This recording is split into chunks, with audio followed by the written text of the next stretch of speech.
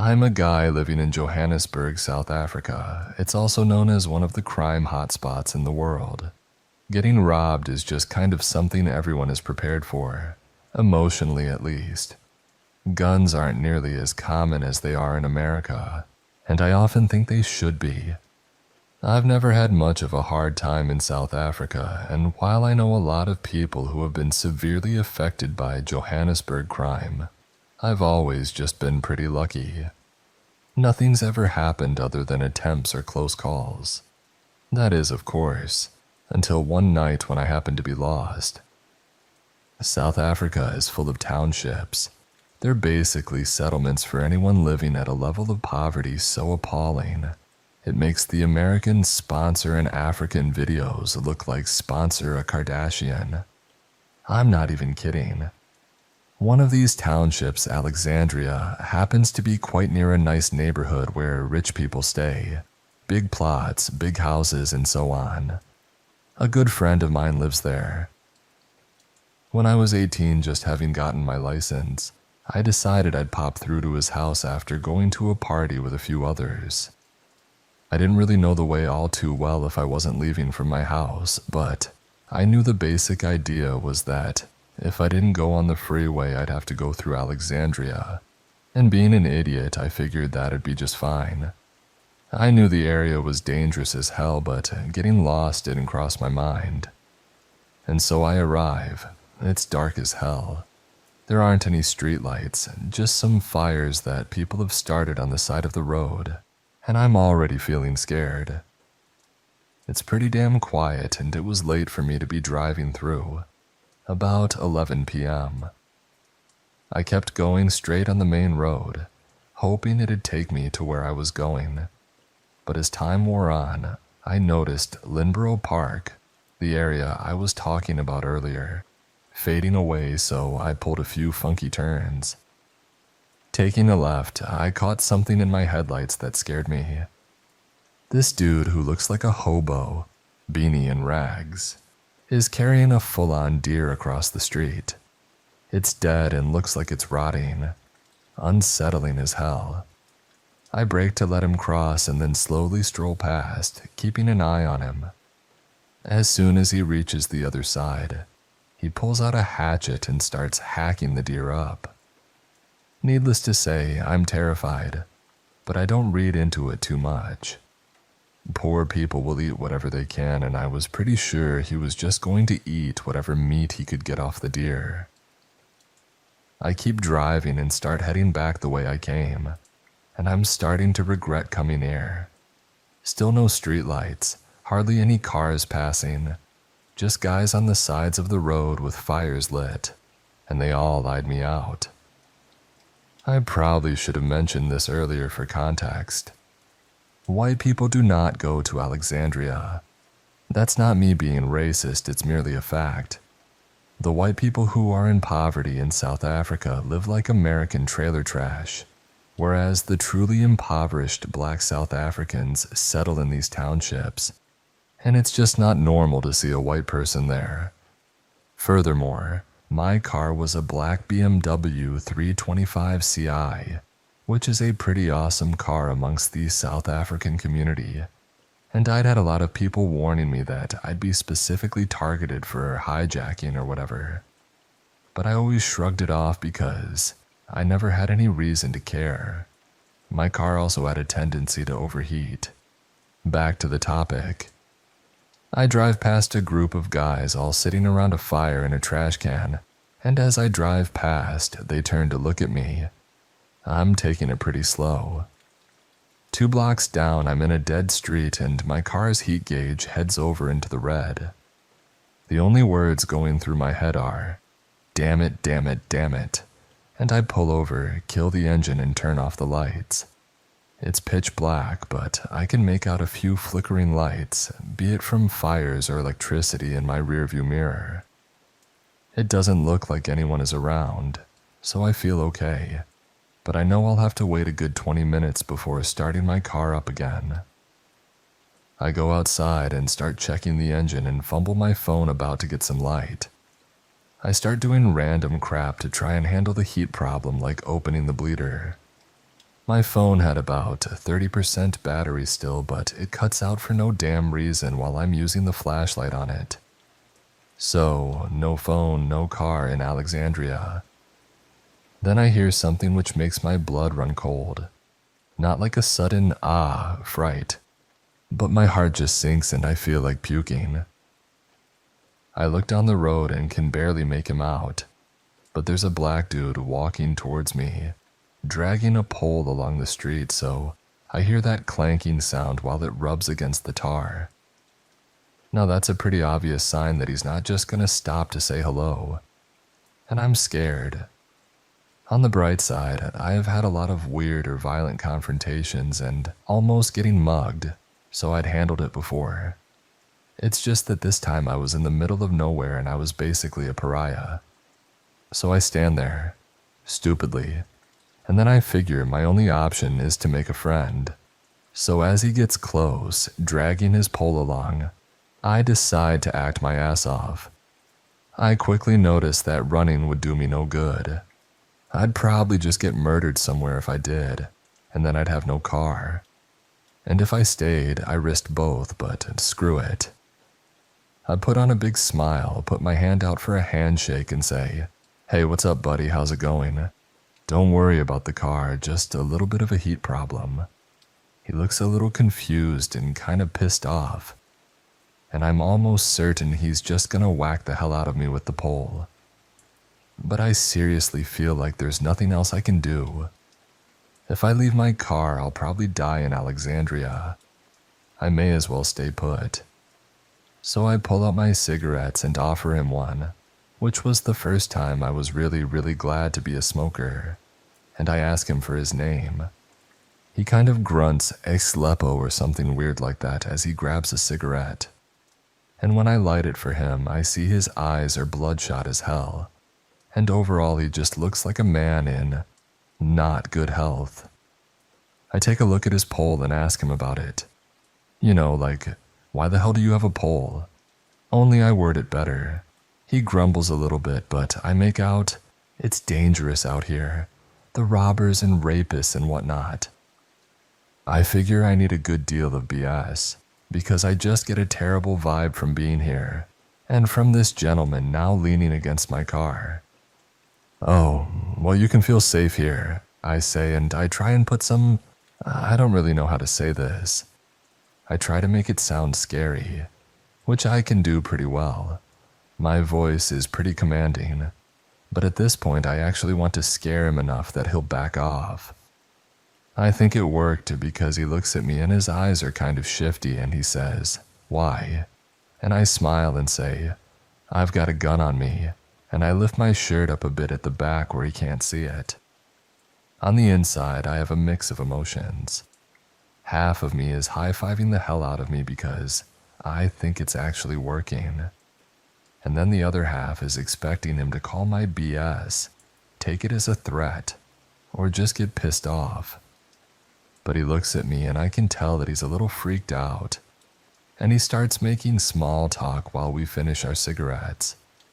He asks what I'm doing in Alex. Fair question. I tell him I got lost and leave it at that. I feel a little bit calmer now. He kills his cigarette and I really want to check my car now, but I'm not stupid enough to turn my back and look at my engine while he stands there. I shake his hand and say, "Alright, thanks for the company, but it's not safe here. I think you should go." It was such an act on my part that I can't believe I pulled it off. But he says okay and walks away, pole in hand. And when I see he's gone, I turn back to my car and take the biggest sigh of relief ever. In Alexandria, it made sense that things went wrong. I just really did not fit in there, especially at night. But I guess I'm going to keep going. And I'll fill you guys in on what was unquestionably the scariest, weirdest, and at times interesting night of my life. The worst part is, it didn't stop until I got home. And getting home took me a very long time. So I start my car up, and by this point I'm so freaked out that my leg is shaking on the clutch when I pull off. I also expect my car is going to overheat pretty soon unless I manage to find a petrol station and get some water put into my radiator. so at no point do I get to calm down during all of this. On the bright side, I was pretty sure I was headed in the right direction. I could see the highway coming into view. Now you know how when horses get close to home they start going really fast. I did that. I actually had a pretty good reason at the time. My car cools down when I drive it faster. So I sped up, and then I hit a massive ditch in the road. The car made it out, thank God. But on top of heating problems, I really didn't want to have to go and check, especially since the road ahead of me was still dark as hell. But I heard the front of my car hitting the road, and I worried about damage, so with a F my life, I stepped out of the car to check it out. The bumper was a little messed up, but nothing too bad. I realize I keep going back and adding context, but this is important to note. Up until I turned 20, I had the worst luck with cars. Breaking down was part of a Saturday night for me, so I wasn't entirely useless at evaluating or fixing things that went wrong. So far, from what I could tell, there wasn't anything notably wrong with my car other than some exterior damage. I scouted the area a bit and it all looked safe, so I headed back to my car and opened the door. Then I got an insane fright when I heard screaming off in the distance. It felt like Sin City, only in a more rural, scary-ass area. If God exists, I swear he was toying with me because, like a goddamned horror movie, I heard the screams of a woman, followed by a dog barking, then a baby crying and an angry man shouting. But I hopped back in and drove on. Because of the left turn I took earlier, I knew I was supposed to pull a little left-right to get back onto the main road that got me into all this. And then I could just play it safe, get to a gas station and back on the highway. But going straight, parallel to the main road, took me to a dead end. So imagine that. Between all the crummy houses and the barely tarred roads, there was this white cement barrier blocking the road off, and about 6 or 7 dudes with a fire sitting on top of it, chilling, drinking beers and eating deer. I don't know if it was the same guy from earlier. Might have been. Might not have been. Overall, a lot of the incidents that evening I try to put down to stupid-ass coincidence. Anyway, I caught them in my headlights and kept calm because all I had to do was turn around and get back onto the main road. They were eyeing me out, not in a bad way, just looking, and having been given enough reason to crap myself that night, this only made it worse because, at the time, I was pretty sure they wanted to assault me. I made the turnaround motion and sped off, and I really hated my life at that moment because there went the heat gauge. I was used to that. Usually if my car acted up, I'd have to go for a few minutes and then stop for a few minutes to get it anywhere. That wasn't abnormal. But on this particular day, I just wanted to get home, and my car was not having it. I ran it through the red line for a little bit just to try and distance myself from people. Anyway, I figured I was in the clear. I just let my car overheat for a while and hoped I wouldn't get murdered. I opened the trunk, opened the bleeder. That's a little screw by the water tanks of BMWs that lets the pressure out, and stepped back in while I waited. In my rearview mirror, I saw the dudes all walking toward me. I didn't immediately assume the worst. I obviously granted credit to the possibility that they were sinister, but it seemed about as likely that they just wanted to help. I didn't know, but they came up to me. You have to understand that by this point I'd had the worst night ever and I just felt utterly apathetic. Like I was done trying. If you're scared for long enough, you tend to just embrace it. Like a steaming pile of poo that's been in your living room for years. So stuck to the carpet that you just learn to get along with watching TV. Nostrils full of crap and all. So they came up and I gave a half-hearted hi. They were pretty cool. How's it? What's up with your car? I gave them the story and they told me Alexandria was pretty dangerous and that they'd stick with me until I was ready to go. They offered for me to go to the fire with them, but I declined because, holy hell no. I can't say I got a bad vibe from them though. All in all, they seemed pretty nice and wanted to make sure I was safe. So we did some talking, smoked some cigarettes. Most of them were just getting blazed, Snoop Lion style. From the other end of the road, the way I came down that led me to the dead end, another group of dudes was walking up. It must have been around 12:30 a.m. by this point. And I couldn't fathom why anyone would be walking around so late, but whatever. I'm going to call them Group 2 for reference and the first group Group 1. I'm not very creative. Anyway, I understood the language somewhat. Not well enough to speak much, but enough to make out what was happening. Here's how the conversation went after pleasantries. Group 2, what's up with the whitey, turns and says hi to me in English. Group 1, car broke down, something white people and car problems. Group 2, something car, something can take it. Group 1, nah, he's a brother, something like that, my translation wasn't spot on. Group 2, that boy, there's no way he's a brother. Group 1, and I'm skipping some in between talk here. What do you want to do? Group 2, freak him out and take his car, something gun. I'd kind of had enough of this. Group 1 was nice enough to stand up for me, but I'm not really the kind of guy who lets things go by.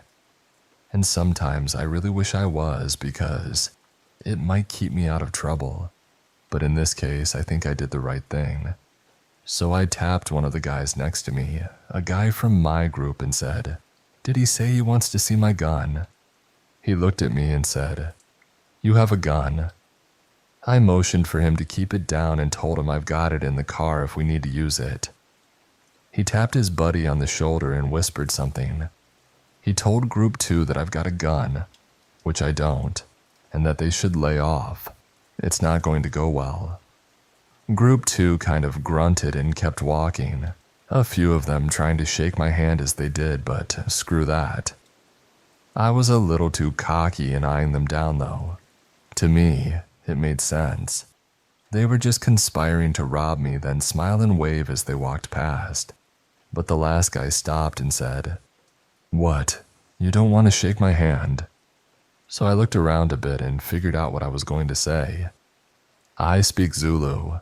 They all busted out laughing and Group 2 asked what I heard. I told them succinctly and they laughed a little more. The dude who was just fronting on me laughed, patted me on the back and said, "All right, brother," and they headed off.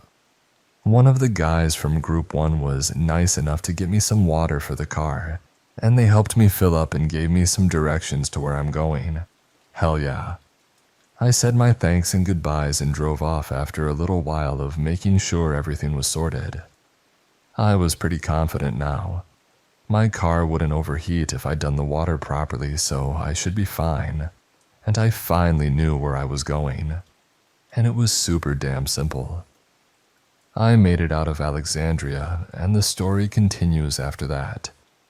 But I guess you all wanted the full story. So here's what I saw on the way out. Two things of note, and I still have a hard time believing that I could have so much messed up stuff happen in one night. But then again, I'm not really a patron of Alexandria, and my friends have told me some messed up stories about life in the townships, particularly late at night. First thing was easier to talk about. I came up to a T-junction just like my friendly protector said I would. But while my headlights were shining down the road, I saw something kind of weird. Something moving. Not exactly in the light, but between two houses just off to the side, where there was a small crack between them. So I squinted and looked really close and... Is that? Oh, yeah it is, and that's a man sucking another man off. That's something I never wanted to see in person, or on video, but fine. The image lingered around for a bit, but it wasn't frightening or anything. But the next thing was pretty damn terrifying. There was this little clearing, Strange, because Alexandria is like Tokyo with its crazy building density. But here was a random spot of soil where a full-on bonfire was burning. Describing it is tricky because I'd never seen anything like it before, haven't seen it since, and I know nothing about it. I'm pretty sure it's not just a normal part of South African culture, but there were people singing and dancing around the fire, some of them screaming. And right in front of the fire there was this dude on the ground. Could have been a woman, couldn't really tell. Screaming his ass off, legs spread open, facing out and up, wearing a white tribal mask, screaming and screaming, while everyone else danced around him. About 6 blocks later, I was out of Alexandria. I looped straight onto the road to Lynborough Park and came to a stop at the intersection. Now I was really freaked out while I was there because the guy I was going to visit got jacked at that same spot not too long ago. Light turns green and I'm in the clear. Then I remembered something. I didn't have a damn phone. I made it to my friend's house and I'm outside. The house itself isn't that big, but the plot is massive. I'd say 1 kilometer, maybe half a mile, around. And the house is right at the back. The only way to reach him was either call on his phone or shout loud enough that someone inside woke up. So I'm standing there calling to him and not a peep.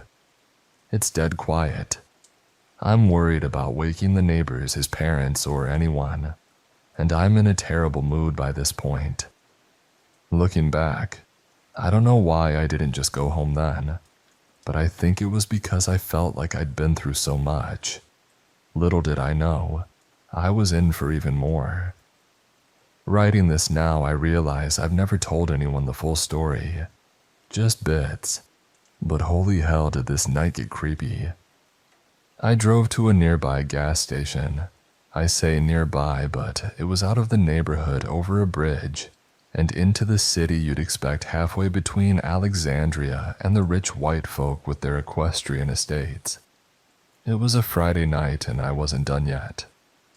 I told the guy at the gas station about my overheating trouble and said I just wanted to leave it for a while and check it later. I went inside and bought some cigarettes and a Red Bull and just hung out, feeling weird. I figured I needed to make a phone call somehow, but asking around felt wrong. The gas station was 100% dead. No watch, but I think this was close to 2 a.m. After about 20 minutes, I figured it was safe to check again. I slowly undid the radiator cap, and while I was messing around under the hood, a bakkie rolled up. I don't know the American word for it. I guess truck. You know, those little cars with open backs you can load stuff onto. Context. In South Africa, Afrikaans people tend to drive bakkies, 'cause a lot of them do labor or farming work. That's a stereotype, but in this case it was accurate. They were blasting some dubstep type music. They hopped out probably drunk, laughing loudly, and went into the store. When they came out, I was still knee-deep in my car putting coolant in with the petrol attendant, and they came up to me. They were wearing wife beaters and Monster Energy caps, jeans and flip-flops, both matching, and the way they approached me was just creepy. They kind of boxed me in from both sides and asked what trouble I was having. I told them briefly, not paying much attention. Then one of them said, "You know how dangerous it is out here. Some dude will come and stab you and take your wallet. We live close. Why don't you come stay with us?" My creeps lay off, mood kicked in hard, and I just flat out said no, pretty aggressive about it. They went quiet. I looked up from my car and saw them both smiling at each other. Then the other guy said, "I don't think you understand," and stepped a little closer. "I think you'll be much safer if you come with us." By this point I was done trying to be nice or tactful to get through the night. I turned around, leaned against the front of my car, tapped my finger against my nose and said, "I think you should piss off." They took it pretty well and backed off without a word. I closed my car up and started talking to the gas attendant about it. He agreed it was pretty strange. I asked if I could use his phone and he said sure. So shout out to the random petrol attendant guy. Thank you so much.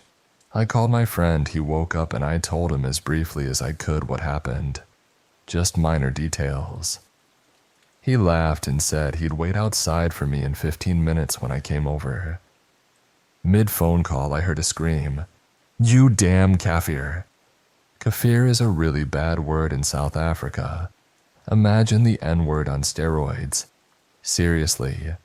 Afrikaans farmers used to say it to black slaves.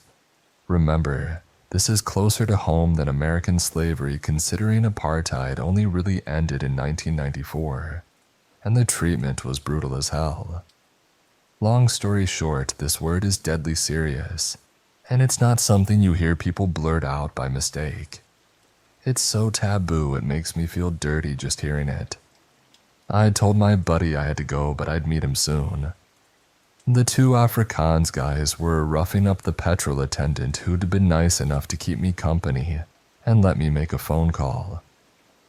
It's not terrible, but they're yelling right in his face and pushing him. He looked visibly scared. I snapped. I used to fight a fair bit, but one day I realized I didn't want to be a dick anymore, so I gave it up. I hadn't thrown a punch since I was 16, which was a big deal for me considering I used to compete, and when I wasn't competing I was being a dick. But I snapped. I ran over screaming like I was King Leonidas charging into battle. They got a huge fright because I overpowered their racist yelling. I punched the first guy with full running force. He didn't even try to defend, so I could tell that they didn't know what they were doing. I grabbed the other and headbutted him because, hey, it was late. Both were on the floor, not unconscious, but I wasn't interested anymore. I turned away. I checked on the petrol attendant, who was just thanking me. Then I got hit with what felt like a hammer to the back of my head. I dropped down and quickly spun around. Sure enough, the two assholes were back on their feet. I put my legs up and guarded against their half-assed kicks. I thought it over. I really didn't want to fight anymore. Adrenaline usually makes me want to puke and cry for no reason, and now I was feeling both that and rage.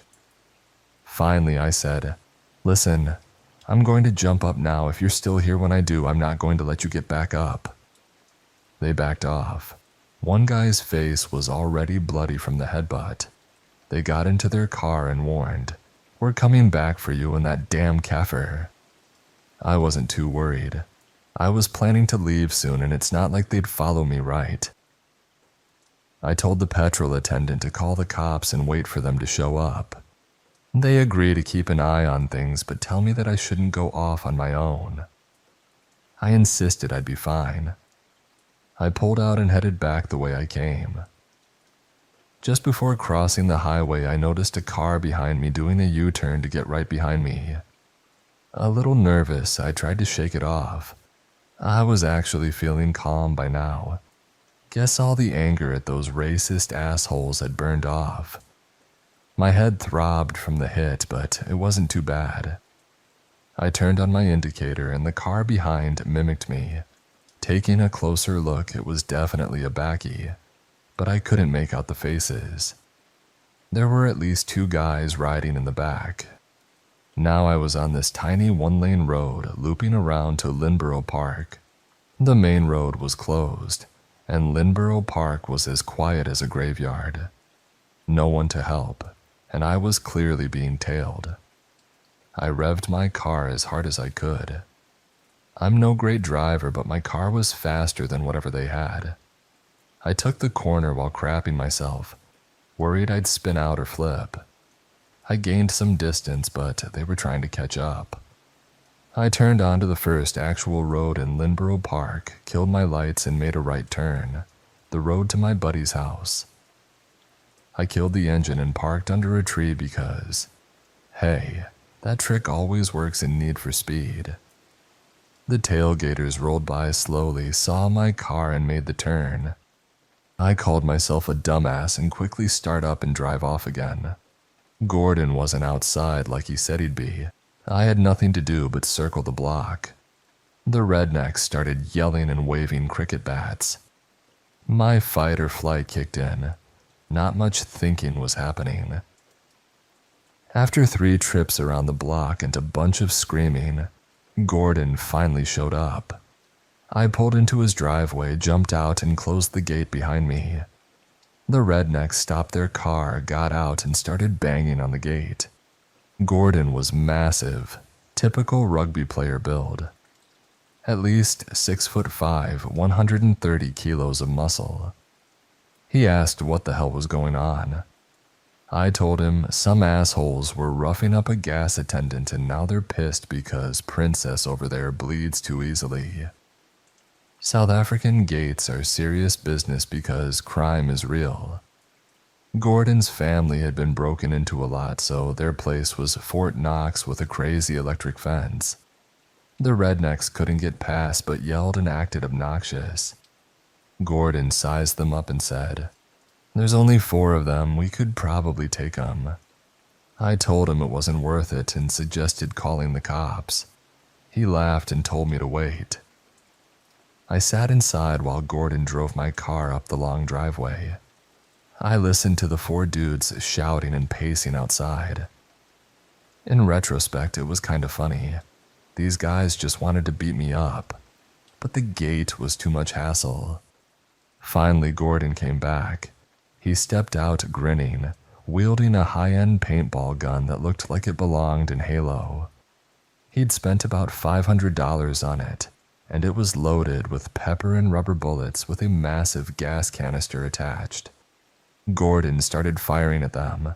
The pepper spray hit hard. They were coughing and hacking. The rednecks pulled their wife beaters over their faces and fled in their car. They couldn't even yell as they drove off, just flipped us the bird with muffled coughing sounds. Gordon laughed his ass off. I wanted to laugh, but I was still full of terror, anger, confusion. The whole screw this world mood.